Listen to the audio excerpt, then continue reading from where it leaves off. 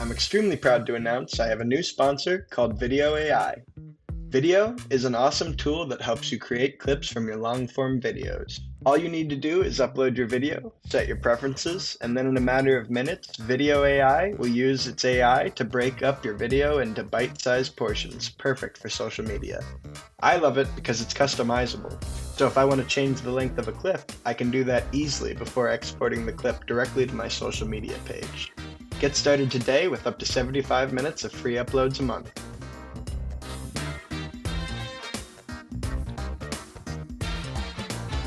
Nathan Mins is an actor, improviser, entrepreneur, and most importantly, former hallway mate of the host of this podcast. He runs an awesome startup company called Green Light Improv that teaches improv as a tool for improving communication and collaboration. Nathan, thank you so much for being here today. Thanks for having me. Happy to be here. Of course. So to start out, just talk to me a little bit about Green Light Improv. Yeah, Green Light Improv. The whole idea is to teach improv comedy principles to help people become more comfortable with new ideas, new experiences, and new people. That often takes shape of helping people become more open-minded, curious, and add just a little more joy into their life.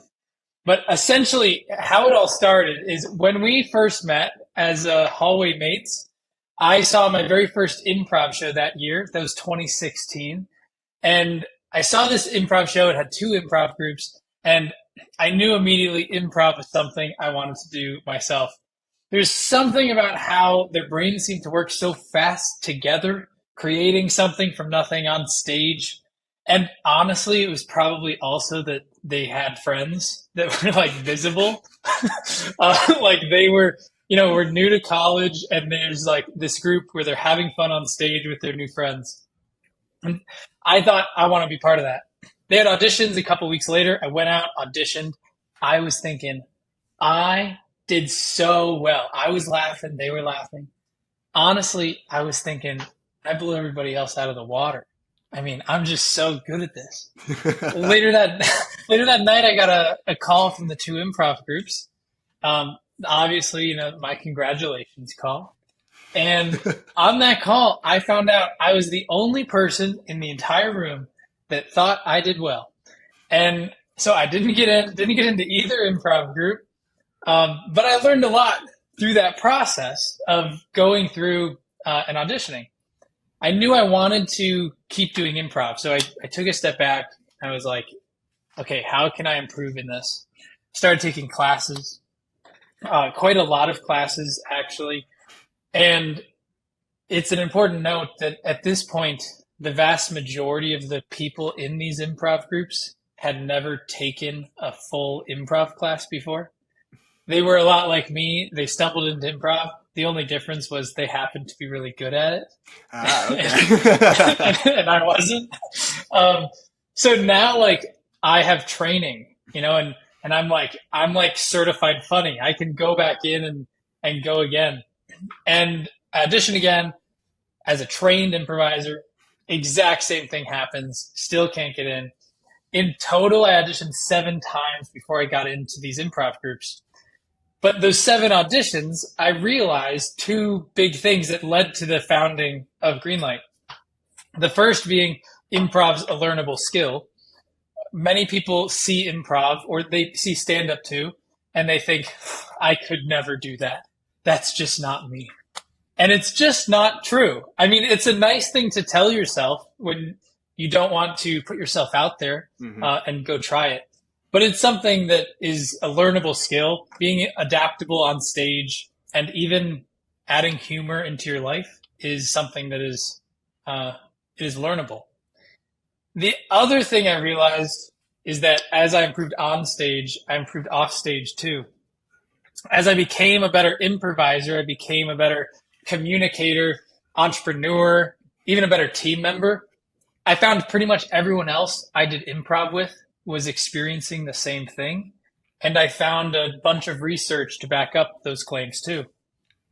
And that largely led to the founding of Green Light Improv, trying to help people become more comfortable with ambiguity and uncertainty through the principles of improv comedy. So I generally don't teach improv comedy. I do sometimes, but very rarely. It's usually teaching more of the principles Hmm. of improv comedy. So that's how we got here. Yeah, and that's awesome. And one of the reasons I was so excited to talk to you about this is, well, first of all, when I started this podcast, I was just looking out for, like, do I know anybody sort of in the performance realm that I could call on and just like say, like, hey, I'm starting a podcast. Would you mind appearing on this? And then I realized, holy crap, no, you actually have like a legitimate business and you've been pursuing this. Correct me if I'm wrong. You actually started Greenlight when you were in college, right? Yeah, I started at the end of junior year. So it was, I think May of 2019 is when we filed. Okay, that's awesome. Yeah. And so, what did the early days of Greenlight look like while you're still in college trying to do these workshops? Yeah. Well, so I originally had this thought. Um, the way this came about is I had this thought, sort of picking off where uh, what I just said left off is I had this idea. I knew I wanted to start doing these improv workshops, but I didn't really know how. So I sent out a text to a bunch of group chats I was in, and I just said, "Hey, I'm doing improv comedy for entrepreneurs, for communication skills, collaboration, anything else you want. um, it's going to be this Saturday." And I sent that text out on a Thursday. So I sent that text. I had no idea what I was going to do, but I just thought, well, everyone always says just jump before you're ready, find the ground as you're falling. And I thought, I guess I'll do that. So the very first workshop was 2 hours. Um, it was, in hindsight, very bad, but in the moment, it was good enough for. There was a CEO in that workshop, and he booked us for our first paying workshop. So it was good enough for That's that. awesome. Yeah. Yeah, but by the standards that we have now, it was quite bad. But I would say early days was just outreach, like nonstop.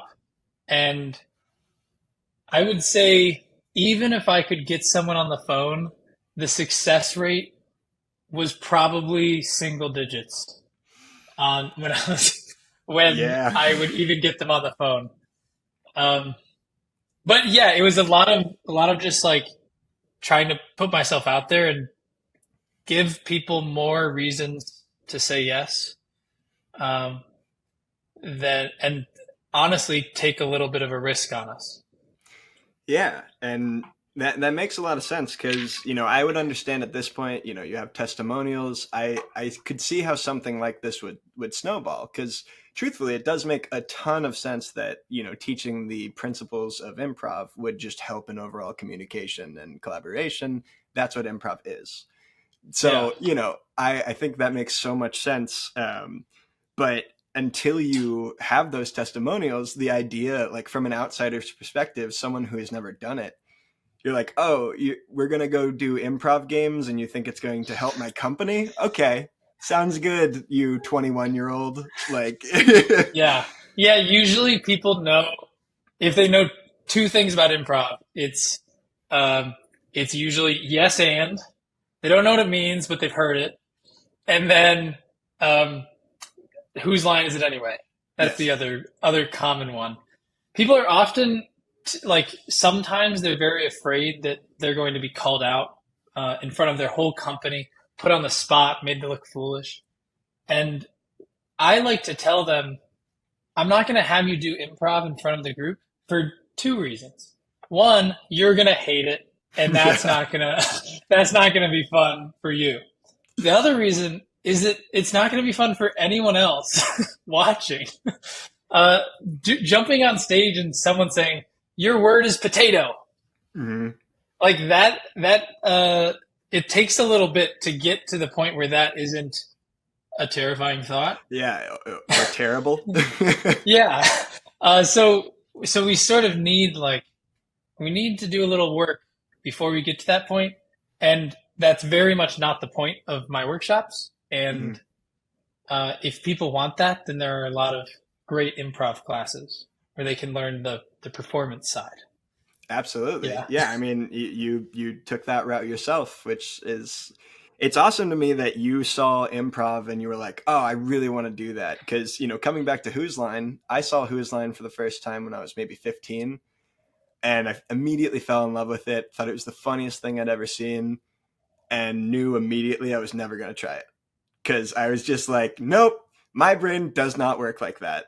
And it would get to the point where I was like, I know what I'll do to see if I'm able to do this. I'll pause when they have a suggestion and see if I can come up with anything funny.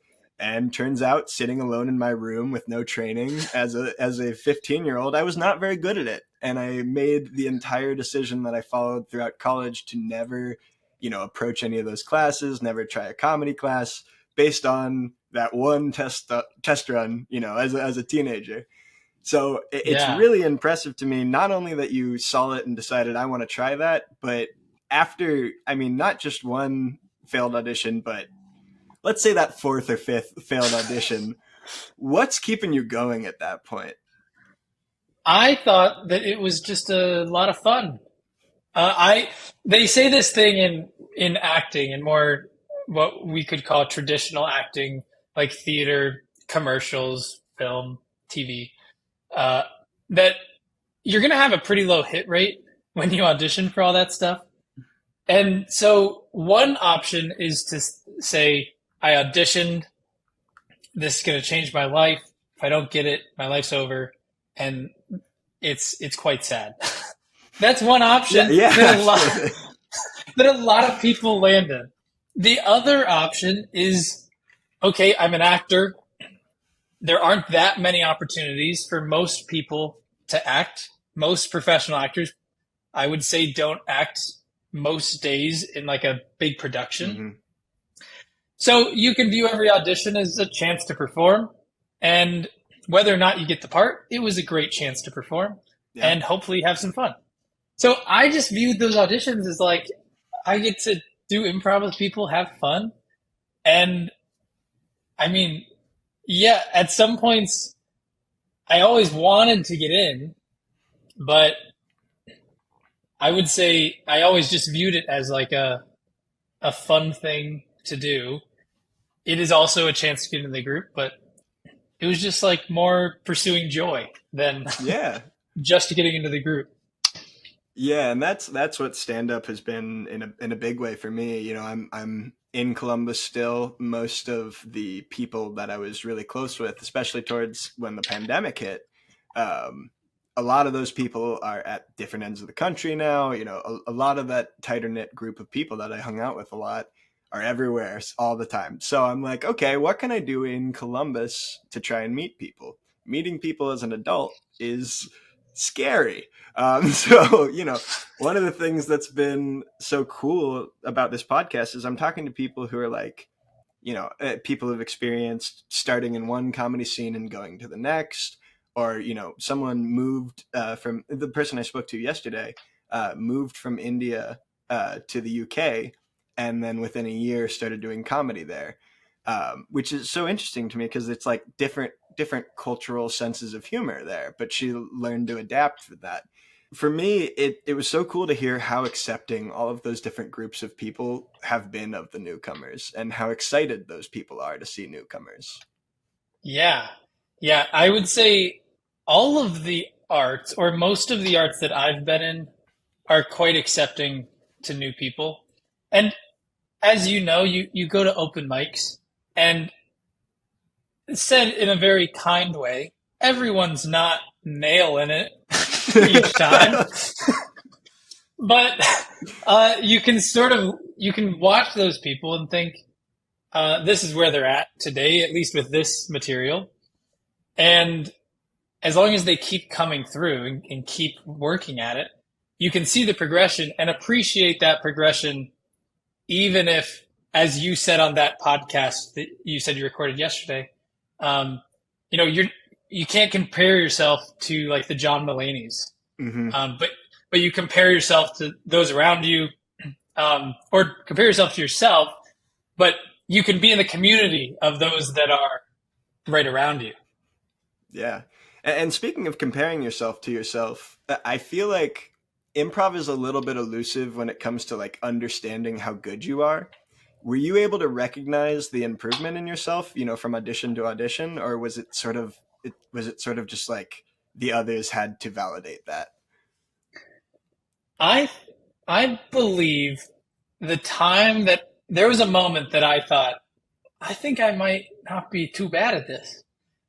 And I did a bunch of I was auditioning a lot, but it wasn't going anywhere. Mhm. I went to New York for a conservatory over the summer, and there was just like one line. Like we were in a bathroom.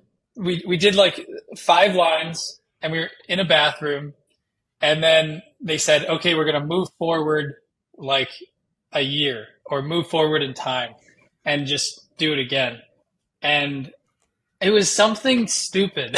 Looking back, it was something like I looked over at this same person, same actor that was there, that ideally I would have seen a year ago, and was like, "How was Atlanta?" And there was something about like, oh, these two characters knew each other. There was a year apart, and then they meet again at the urinals, and there was something funny about it. Um, it's always hard to describe improvised scenes, but that's Yeah. essentially it. And I just remember the room erupting, and I was like, okay, that's never happened before. Hmm. It's been quite a while, um, but that has never happened. And I think the more I recognize that improv is a conversation between the actors on stage and the actors and the audience, and um, recognized that continual conversation, I think it became much easier to understand how I was doing. Yeah, yeah, that makes sense. And one of the things I love about Greenlight in particular is, like you said, you're not teaching improv, you're teaching the principles of improv. I imagine that some people do that and they get the bug and they go and take an improv course elsewhere. I'm sure that's happened with you in 4 years of business. But one of the coolest things is it gives people a safe place to try it, which is kind of rare in performance. Like you can't really get performing in front of your friends is not always the same as performing in front of an audience, but coworkers, and especially I would imagine your target group is groups of coworkers that need a little help connecting with each other. That can be a really, really intimidating environment, similar to an audience. But you're Yeah. there to learn. You have people who are going to guide you a little bit. It's all in fun. It's all about fun and learning. So I think it's really cool that you've set up sort of this safe environment for people to play around a little bit.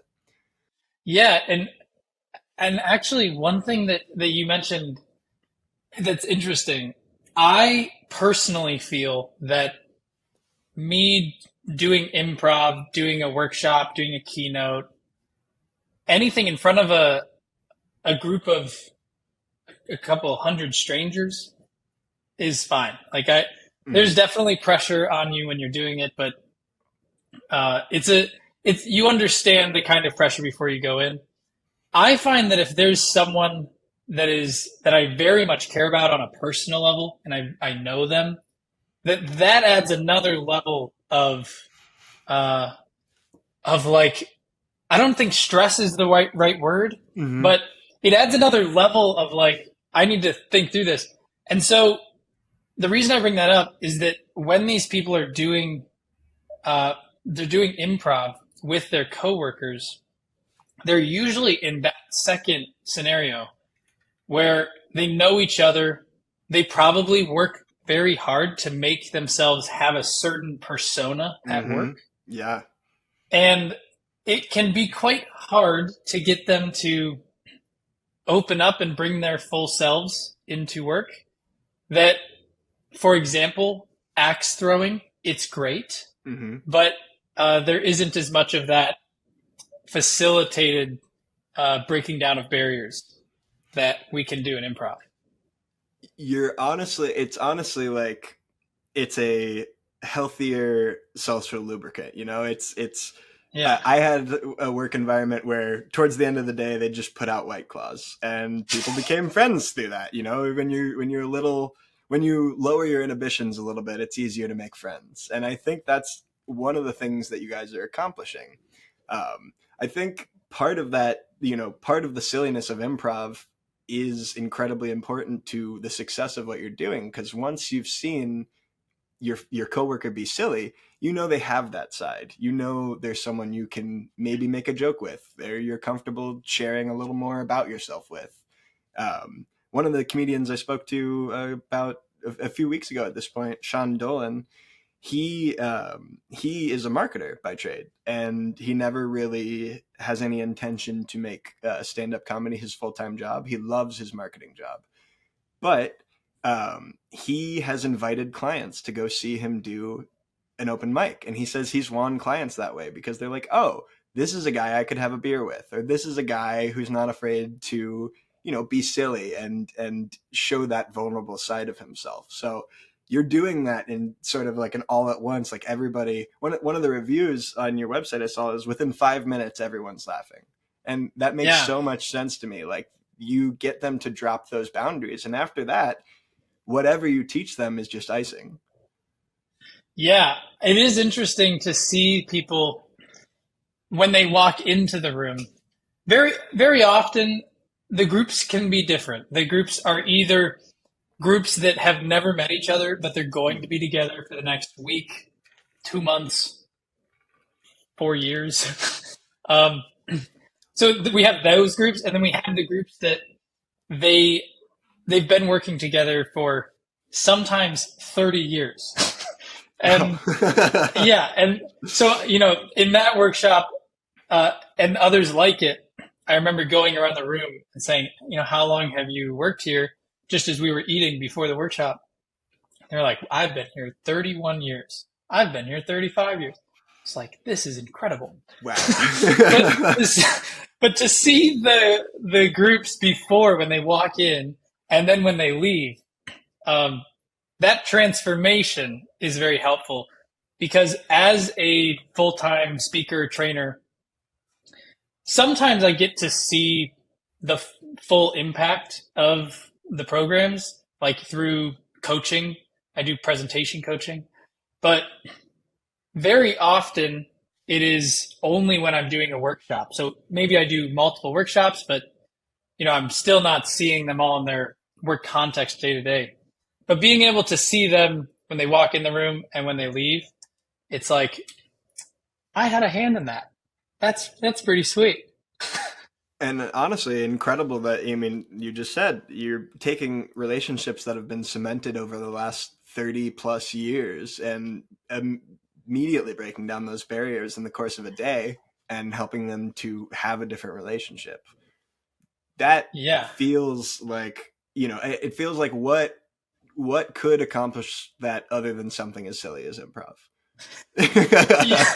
Yeah. I usually say sometimes, so I look quite silly in the workshop. One of my favorite pieces of feedback that I get in the post workshop survey, one of the favorite ones that I've gotten multiple times, is, what did you like least about this workshop? Nathan's dancing. That's like that's like, wow, out of everything that I said, that your partner said, that was it. That's great. But Yeah. but it's also like, me dancing. I've never taken a dance class that is similar to the style of dance that I'm doing in these workshops. And in part, I do that because no one is going to get out of their shell more than the facilitator is. And so I use that as a bit of like as like another lubricant of like, okay, if he's dancing like that, maybe I'm not going to dance that wild, but maybe I'll add like a little bit more energy into my step. And absolutely, you're stealing the yeah, it tends focus to work. to make that less scary for everyone else. Yeah, and it's like I'm there. This is my job. Like I'm comfortable with that. But I know some people they're very uncomfortable with the idea of doing anything but like sitting with their arms crossed Hmm. at a table, um, writing everything they're going to say out, then saying it, and there's nothing inherently wrong with that, but having the ability to open that up can be quite helpful. Yeah, absolutely. Do you still perform with any groups? Yeah, I still perform mostly in Columbus. There's two theaters. It, I'd say two main theaters in Columbus right now, and I perform at both of those. That's awesome. Yeah, it's quite fun. I sometimes people ask how I separate the two, the work, and the enjoyment, Hmm. and the answer is I tend to do it with different people. Yeah. It's very helpful. Yeah. Um, yeah, because otherwise it's just uh, the work overtakes all of the joy. Not that Hmm. I don't love the work, um, but the work and the performance start blending together. Whereas it's sort of nice if you have I don't know, let's have fun on stage, and then the more action oriented ROI. Yeah. Are they better communicators? Are they closer team? It's Yeah. nice to separate them a bit. Will they tell their partners to send their employees here? Yeah. Yeah, yeah, Yeah, and I think that's really interesting. I have been concerned about that. I've never dived this way into comedy before. It's always been kind of the way I de-stress. It's the way I make friends. There's a lot of things that comedy is for me, but it's never been something I've done. So one of my rules is if I ever start enjoying comedy less, like if I can feel myself not wanting to go watch stand up anymore, I need to stop this podcast and I need to stop doing stand up because that's not worth it to me. Comedy is has been a part of my life since I was like 4 or 5. Like thinking back, listening to Jim Gaffigan and Jeff Foxworthy, just I've never gone more than maybe 2 to 3 weeks without watching a stand-up special since that point in my life. So if I ever lost that joy, that would be very disappointing. But at the same time, I'm learning to see comedy differently and sort of study it in a way that I'm finding very enjoyable. And even though it feels a little more like homework when I'm watching comedy, I'm starting to think about like how would I tell that joke? What does this joke make me think about? What other kinds of jokes fit in this same style? Like just different stuff like that that's almost made it more fun. yeah. And analyzing that is important. Uh, for me, a lot of it is analyzing the improv comedy, or even analyzing stand up, and thinking what principles are we using here that might apply to other areas. Um, why did that joke work? Why did this not work? There's usually a lot of lessons both in performance and in other areas when things work or don't work. Mm. And the best advice I've heard is you do all that work and then you get on stage and you forget all of it. And then Yeah. you do the thing and then you analyze again. And over time, it just sort of seeps in to what you're doing on stage. But you can enjoy the act of being on stage. Yeah, absolutely. And for me, there's been I'm trying to work to create a separation between when I'm allowing myself to just turn my brain off and enjoy comedy and when I'm focusing on it. So one of the things is like definitely when I'm studying and when I'm doing research for this podcast, I really, really want it to be clear that I know about this person. Like I have listened to their comedy. I have listened to everything they've put out. I try to cap myself around 4 hours, which is kind of a lot of research. Yeah. But I can feel myself sort of getting to a point where I'm like, I think this is enough of this person for this week for me. But then talking to that person, getting to ask them the questions that I've thought of or that pop into my head naturally as I'm finally meeting this person, that's almost sort of become a celebrity in my brain because of how much I focused on them at the time. It's just like, it's a completely different experience than I've ever had, but really fun. And I feel like I'm learning a lot from doing it. Yeah. So about a year ago, you were able to quit your job and move into Greenlight full time. How has your first year as a full-time entrepreneur treated you? It's great. I mean, right when I started, there was a solid shot that this was not going to work. As with any job, yeah. Yeah, there was a solid shot because on one hand, you have this pure enjoyment that whenever I do a workshop, I get to keep all of that money that I get. Whereas in a company, you maybe get a mid to low percentage, Yeah. double digit percentage. And so there's some enjoyment in knowing that like I earned all this. The downside of that is that you now have to deal with all of these expenses, and it's often not as regular as like a salaried job. Yeah. But overall, it's going very well. I feel like I can be at more peace now, being more true to myself in the workshops, like being very high energy and thinking this is the experience you're getting. If you want someone to just read off a PowerPoint or not be incredibly high energy, I'm not your guy. Yeah. And that's okay. There are some topics people have brought up, like, can you do a topic on this? And I'm like, that's not my thing. I mean, no, but the biggest thing that I've recognized the shift is that I've been able to invest more in long-term projects than I was at the beginning. And by that, I mean, if let's say someone listens to this podcast and they're not in a position to bring someone in for students or for their corporation or anything, but maybe like 2-3 years down the line, they're put on some committee and they have to find a keynote, a presentation coach, a workshop, something like that. And they're thinking, well, I don't know who to get. I'm at least in the consideration set of everyone they're considering. That idea of investing in something today that will come to fruition in the next 3 to 5 years. Yeah. That is not something that you can do when you first quit your job. No.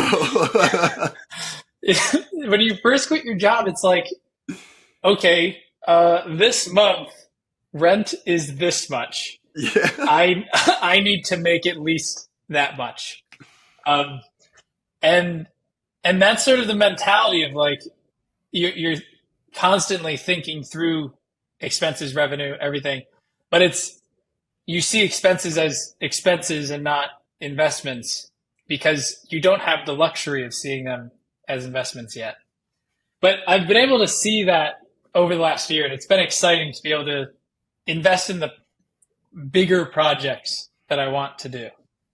Yeah, I mean, you're what, 25, right? That's right. You've got some time. Yeah. Yeah. And truthfully, I come from a family of entrepreneurs. We were both in the Innovation, Creativity, and Entrepreneurship Scholars Group, formerly known as ISIS. I don't know if you remember that. And now it has a new name. Oh, really? Yep.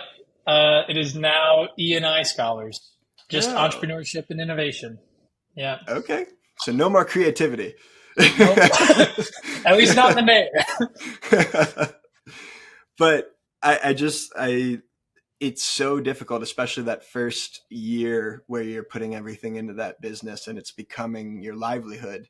My dad had probably 3 or 4 businesses before he found one that sort of took a float. And, at the same time that you were starting up Greenlight, I was in a startup company that was in the education technology space, a terrible place to get into, very difficult.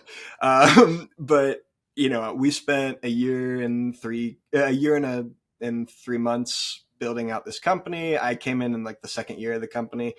And as much traction as we got, we could just always feel ourselves sinking no matter what. We launched at OSU and got like 7,000 users on our platform in the first day. And then 3 days later, there were like 1,000. It's just like all of this stuff. And so it's really, really impressive that not only have you built something that is able to sustain itself, but it sounds like it's growing as well. And you're starting to get to that point where you can look towards the future in a positive way. So congratulations, man. That's awesome. Thank you. Yeah, it's nice that now, like I'm climbing and lifting like 4 or 5 days a week. Oh, that's awesome. It's just like, but having that, just like, oh, I'm not gonna work right now. I'm gonna go climb. At the beginning, I was working nonstop. Yeah. At an unsustainable rate. But as entrepreneurs do. Yeah. Yeah. But now it's like I can breathe a bit, just go climb. Not because it'll have a business benefit, but just to climb. Yeah, I'm very much looking forward to. So this podcast is very much something I want to go on as long as I feel like it's necessary to go on. I don't know if it'll go out every 2 weeks forever, but for me, I really want it to be a genuine depiction of what it looks like to get started in comedy. And so I'm doing my first open mic tonight. It's going to suck. I know I've got a couple of laughs in there. I know if you go to an open mic as a first time comic, everyone else in there is also a comedian pretty much. And you're going to talk to them a little bit ahead of time. They're going to talk to their friends. And by the time you get up there, everyone's going to know this is your first time on stage. So they're very much going to be, a little more lax with you. They're going to laugh. They're going to take it easy on you. But at the same time, I think about just like, okay, I got to get through this. I got to do my first open mic. Then I got to schedule 3 more podcast episodes. Then I got to edit these episodes. Then I got to do this. And I'm putting 6 to 8 hours into each episode at this point. So it really is something where I'm like, oh, if I really wanted to grow this, that would not be sustainable at all. I need to make sure I find some balance before extending myself too far. Yeah, so I had a previous stint on YouTube. And nice. And it's coming back, but it totally different version. The first stint was about web design because I did web design for a while and I started making web design courses. I made a couple courses on Udemy, but I was making these that YouTube got videos. Over 60,000 follows. Yeah. It was pretty cool. It was pretty cool to see the map of like, I think like Nigeria, India, Pakistan were like the top 3 countries. Yeah, that makes sense. Which is like pretty cool. Just like that it's a yeah. One of the most innovative places on the planet. Yeah, it's sweet to see it.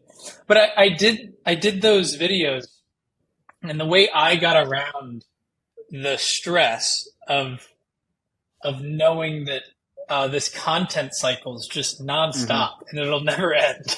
Yeah. is I wanted to make sure that I would enjoy making the videos and that it was something I wanted to do. So I made a first video and I didn't even watch it. And I recorded it and immediately published it. I didn't promote it anywhere and no one was subscribed, so no one saw it other than people on YouTube. But that was my first like, okay, I'm out there now. Yeah. And then I made myself make 9 more videos that I didn't promote at all until I hit that 10th video and thought, okay, I've made 10. Videos are better. But also I know that I'm not going to be telling everyone that I'm doing YouTube now. Yeah. and then like in a month deciding that's a lot of work. I don't want to do that. Yeah. So it was helpful for me to have a content backlog and a little bit of a process built out before there was like a lot of pressure. But I know that you have already recorded a decent amount of episodes too. So you're probably well on that train of like, okay, I record it, I edit it, I go through this process. That makes it easier. I will say for anybody interested, it is not that I want to clutter the market any more than it is already cluttered, but it is incredibly easy to start a podcast. I I've always been someone who has enjoyed reaching out to artists that influence me, and just like that I've learned, if you want to approach an artist, what you do is you say, "Hey, I like your stuff," and that is it. And then they will be like, "Thank you." And then that's a nice genuine moment you got to have with that artist. Do not ask for their name, like their like phone number. Don't ask to be friends. They don't know you. You know them. It's called a parasocial relationship, and it's not entirely healthy, you know? So I've always enjoyed reaching out to artists to just say hi, but that's as far as I've gone. But having this podcast gave me a platform to say, "Hey, I would like you to let me research you and then come and sit in front of me while I ask you every question I could possibly think of about you." And people are like, "Okay, great. Sounds good." And that's shocking to me. Like right now, I just ran through, I had you and three other guests scheduled. So I just ran through some recording, got one published. I'm going to do some editing. That'll give me 2 months of bandwidth. And then I'm like, okay, then I go back into scheduling, and I'm going to schedule 5 this time instead of 4, and just try to make it so that each time I'm increasing that content cushion a little bit more.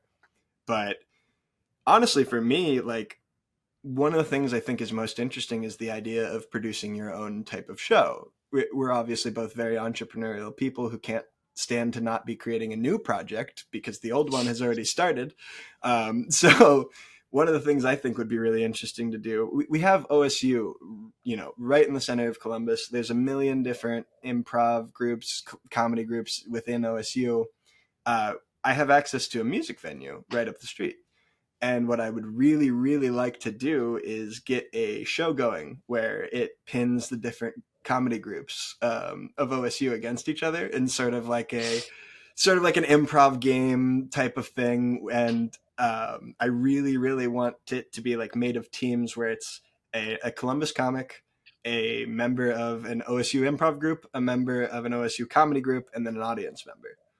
And they're competing. Yet details to come, but I feel like there's so many interesting things you can do with comedy or do with improv these days, and it's not limited to stand up.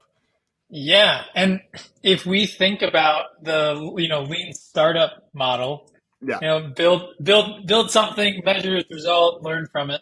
yeah, So if we think that build, measure, learn, start small and grow, one option there is both improv groups on campus at Ohio State have a festival each year, um, and they have acts that come in from other places.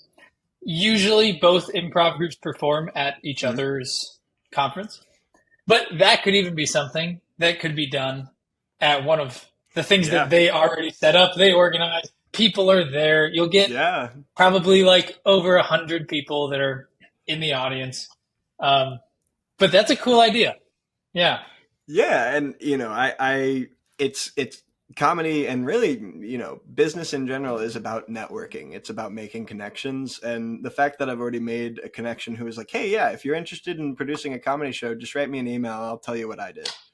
And Yeah. it's like, "Oh, awesome, cool. Well, that's hours of research that is going to be condensed into a summary, and they're going to give me a good starting point, and I can go back to them for further advice if it gets going." You know, there's so many cool connections I've already made doing this. You know, I have 80 followers. You know, I'm very, very much in my infancy of this podcast, but people are already willing to like take a chance on me. I have a sponsor. You know, it's ridiculous how quickly this stuff starts rolling, but it's on you to keep it rolling. And that's something that I've had a lot of fun doing.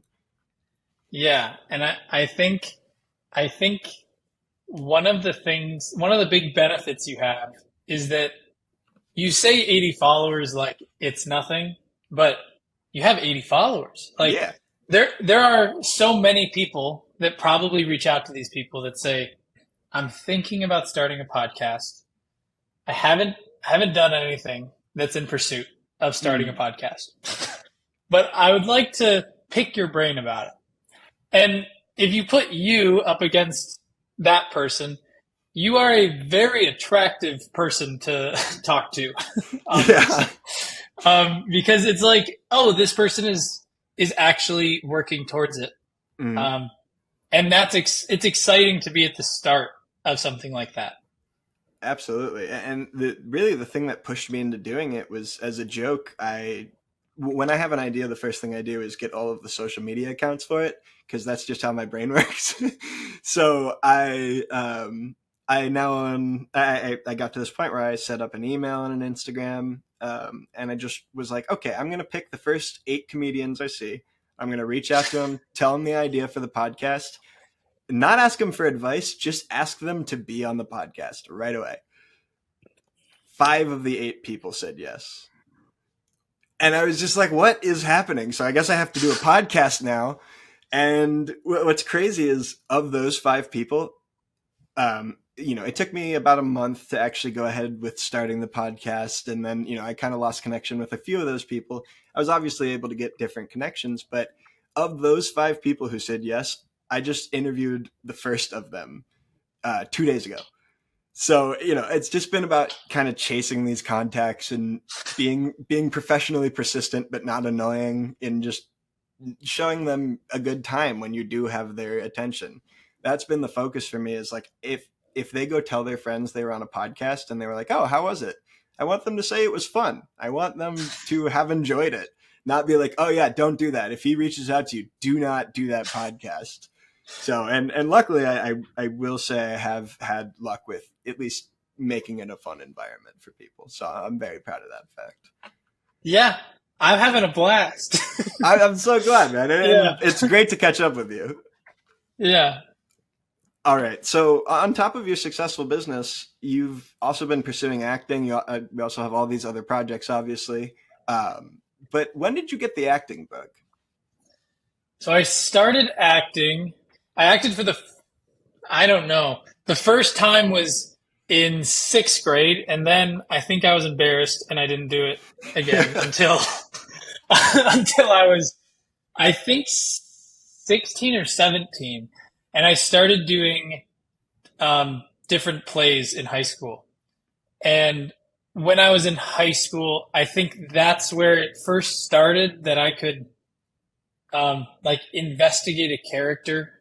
Mm, And the beautiful thing about theater is that some people may say it's less sexy than film or TV, yeah, something like that.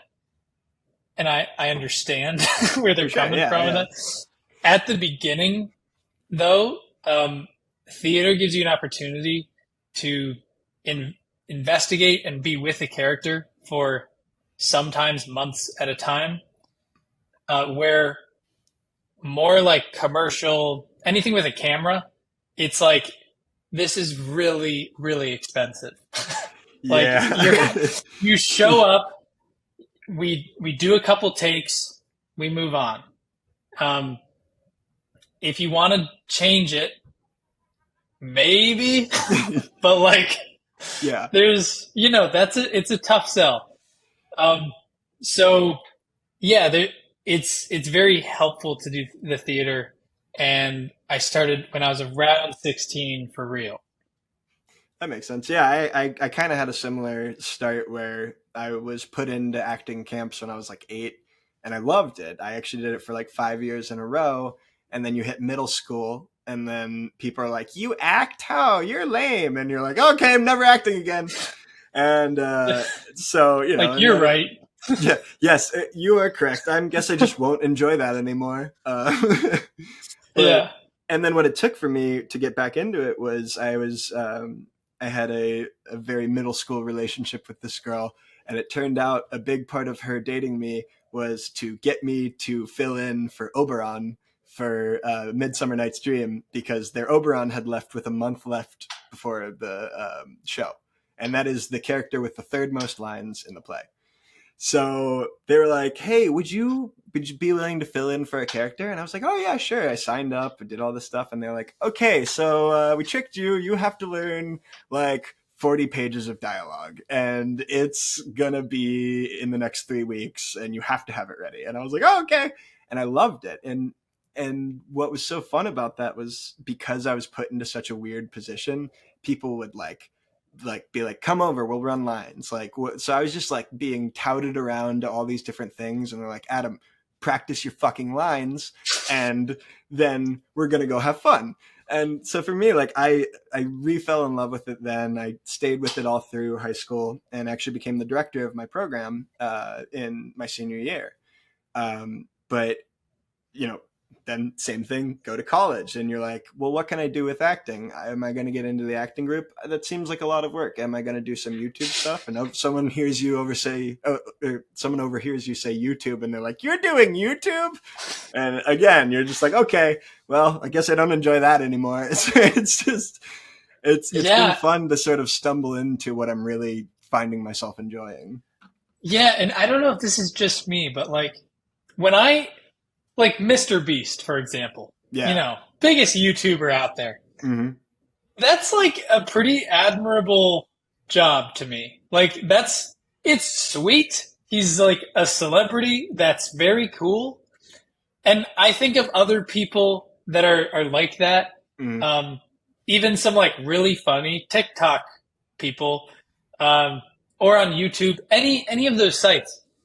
The funny thing to me is that for some reason, if someone starts to pursue that, and I don't feel like I am pursuing that, but if someone pursues that, it's like, that's weird. How dare you? And it's like, what? Like, it's just funny to me that it's like the number one job for young people that they want to have when they grow up is being an influencer. Yeah. And if someone actually pursues that, it's like so strange. So stigmatized. Yeah. Yeah. Like people think that it is a strange thing to do. And now, to an extent, there's so many influencers, and I think that's where part of it comes from. It's like the modern day Hollywood dream. It's what can you just pick up your backpack and go do? You could just take a bus out to Hollywood and do some auditions back in the day. Now you can't afford that bus to Hollywood. So what do? You take out your phone and you start recording, and it's just the same thing. Like I hear. Like when I think of like Sam Morril, or Charlie Day even mentions like everyone in his town just called him Kevin Costner after he got Always Sunny, because that's just the one actor they knew, and they'd call him Kevin, and it's just like, you're never going to escape it. If you're pursuing something creatively, people are going to shit on you for some reason. Yeah. And I understand, like, it's one of those things where, for example, in acting, the bar to begin acting is incredibly low, but how you make that into a career is just be so much better than other people that you can make some distance. And I understand that when people are looking at, beginning YouTubers, beginning people on TikTok or something, you still have that like, oh, they're probably bad. Yeah. but like, it's one of those, I think everyone starts somewhere. It just so happens that the thing that they are starting with is a very public thing to do. Yeah. I wanted so badly not to like Mr. Beast, and I really, really tried hard. And I was like, he's a meme, but I've said it before, and I'll probably say it again. He's sadly enough the closest thing we have to Batman. He's just like, he's out there trying to make a difference. He's spending tons of money on it. He's like the only person doing that, but he created an entire genre of kindness influencing, which there's this whole world of people who are like, we need influencers to be kind. And I'm like, well, at least now they're being kind. It's like, they used to be like, there was in early 2000s, there was this massive thing that blew up in the early days of the internet called bum fights. And this guy would give like two homeless people $100 and watch them beat the crap out of each other. And like within 15 years, we've gone from stuff like that to going and giving homeless people money just because. And, you know, he's, whatever you have to say about him, he is a big part of that change. Yeah, yeah, Mr. Beast, it's it's cool because you watch his videos and it's sort of like 15 minutes passes and you're like, "Wait, what?" Like like it's so fast paced that it's the video ends and you're like, "Wait, I didn't want that to end yet." And it's cool to watch him talk about how because he has over 100 employees. So Mhm. it's like it's cool to watch him talk about how he thinks about YouTube because you watch his videos and it's like this guy that's like, I bought 100 cars. Yeah. And and so you have that side of it, but then you also have like the analytics and how deep into the analytics that he goes. Hmm. And it's He's like, an oh, incredible this, businessman. yeah, it's like this isn't just like, oh, I make random videos with my friends. It's like I have many dozens of people that are working on each video simultaneously and Yeah. spending And millions of dollars on each oh 15-minute yeah, clip. absolutely. These I think he's like the most he spent is like $5 million on a video. But and he does all these like wacky things. You know, he's like our age. He's like 27 or something like that. But Yeah. he's gotten offers for over $1 billion for all of his channels. He won't take anything less than $12 billion.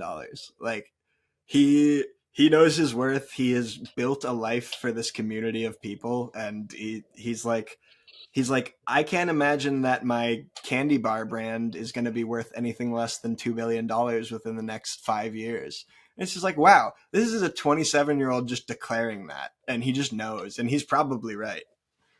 Yeah. Yeah. He has quite a bit of influence and it's very cool to watch. Yeah. All right. So to move as far away from Mr. Beast as possible, we'll wrap up the podcast a little bit here. I've got a few more questions for you. First of all, just thanks again for being here. This has been a ton of fun. Of course, yeah. Thanks for having me. What did you want to be when you were a kid? If you ask my parents, they would say a lifeguard, Mm. and then I wanted to be a trash man. Probably thinking about what I probably thought back then, it was probably the riding on the back of the truck. Um, Okay. yeah. So it probably wasn't anything to do with the job, more like any job that you could ride on the outside of a car. That'd be pretty cool. Um, yeah, and then uh, I just sort of like jumped around for a while. I knew Mm. I wanted to start my own thing, but I didn't really know what that looked like for a long time. Um, and I mean, now I know what that looks like, but it took quite a while to to get there. Yeah. I mean, you say it's taken quite a while, but you also, in the grand scheme of things, I feel like you have had a very quick, ascent to this spot. There's obviously there's always room at the top. There's always further to go, but I think it's incredible what you've managed to accomplish, especially with Green Light in the past few years. Yeah, thank you. Thank you. Appreciate it. Of course. So you mentioned to me that you have tried stand up at least once. Exactly once. Okay. How does that rank among your other performance experiences? Yeah, so I should say like there's some amount of stand-up style things that I'll do in some of the keynotes and Hmm. workshops, but it's more of like a funny keynote speaker, a funny workshop facilitator, than um, like welcome to I'm gonna make you laugh. So you know, just a little bit different in framing. I would say when I did stand up, it was fine. Like I didn't. I think with the improv experience, I don't think I bombed, but it wasn't great. Yeah. um, yeah. So like overall, it's something that I'm interested to do again. Um, honestly just haven't gotten around to doing it again. But um, I would say at least the first time I did it, probably bottom half of performance experiences. I totally understand that, and it's interesting because apparently comedians in general don't like to talk to people who are there for the first time because lots of people only do it once. And the examples I've been given, like apparently it's a super common thing to do if you're in fantasy football. If you lose your league, like they'll make you go do a 5-minute set, or Oh some yeah. people are doing it to practice communication, or just like all sorts of reasons people could be there for their only time. And so they're like, it hurts to try and make friends with everyone you see. We'll come up to you on that third visit, once we start to recognize you. Yeah. And this is the same thing in a totally different area. But I was talking to a friend yesterday about traveling. I graduated from Ohio State and I went and lived in hostels for a little bit in Oh, Europe. wow. And he was asking about what it was like to live there. And I said it's very similar to what you're describing, where you make a friend, you meet them, you have a great time exploring this new big city in Europe. You get to know them. You go to bed, you can see their bed, and you wake up and their bed's empty. They didn't say bye. You have no way to contact them. There's nothing there. And you're like, well, like the first couple of times, that's really sad. And then you're like, yeah, this person will leave. We're like a mark on each other's journey, and we'll keep chugging along. That's really so cool. I get that. Yeah. What do you love about improv? I think I love I love like the spontaneity of improv. That a lot of what I saw the first time I did it, where you can be with a friend on stage, making up just random things. You have a structure in improv usually, but there's something attractive about showing up, just like having a real conversation on stage with someone else and having that be an enjoyable thing to watch. Yeah, absolutely. Yeah. Yeah. All right, Nathan. Well, my final question for you today, if you could have any job in the world of comedy, performance, what have you, what would it be? Well, my first answer is I feel like this is a dream job that I have now. Honestly. So that's one. Another one that would be so cool would be to be a blue man. I would. Oh my God, that's the best answer I've gotten to this question. I was mapping out like what is, when you're self-employed, it's like what does a career look like anymore? Yeah. And I was like, well, where do I want to go? And so I listed out a bunch of jobs. Ultimately, this is the coolest thing that has come to mind, and I'm enjoying it a lot. And no plans to stop. But being a blue man would be so cool. Absolutely. Yeah, I would just that would be amazing. Well, Nathan, if anyone can reach those blue heights, I think you could do it. Thank you. If you want to let people know how to get in touch with Greenlight, go for it. Yeah, you can go to greenlightimprov.com. If you scroll down just a little bit on the homepage too, you can join our newsletter, and you can also get access to a bunch of our resources that we give out during our workshops or keynotes. But that's at greenlightimprov.com. Awesome. Thanks so much for being on today, Nathan. Yeah, thanks for having me.